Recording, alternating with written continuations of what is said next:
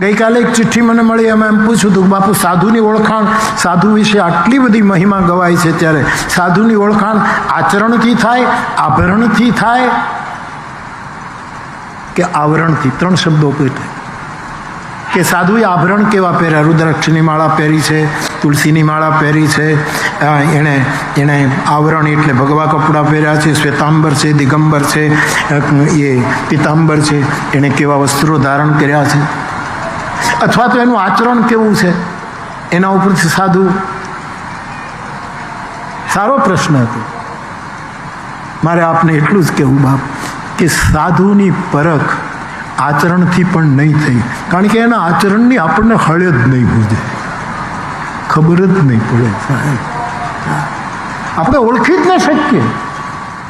આવરણથી પણ નહીં, કેવા કપડાં પહેર્યા, અથવા તો કેવી શાલ રાખી છે, કે માથે કેવું રાખ્યું છે, પાઘડી બાંધી છે, કે ઉઘાડે માથે છે, કે મુંડન છે, કે આવી રીતે છે, આમ આવરણથી પણ ખબર નહીં પડે. મને પૂછ્યું છે એટલે કેવું છે કે સાધુની ઓળખાણ કેવળ સ્મરણથી થઈ શકે, ના આચરણ ના આવરણ.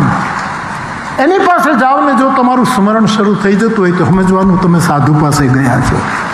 સ્મરણ એક સંક્રામક છે. સ્મરણ અમુકની પાસે જઈએ એટલે આપણા જપ શરૂ થઈ જાય, આપણો માયલો માળા ફેરવવા માંડે. ના આચરણ મહિમાવંત સાધુનો, એનો વેશભૂષા પણ સાધુનો જે આપણે ત્યાં વેશ હોય છે એને નમીને આપણે કૃત્ય એનું તિલક જોઈને આપણે ધન્ય થઈએ. પણ સાધુ એના સ્મરણથી પરખાય.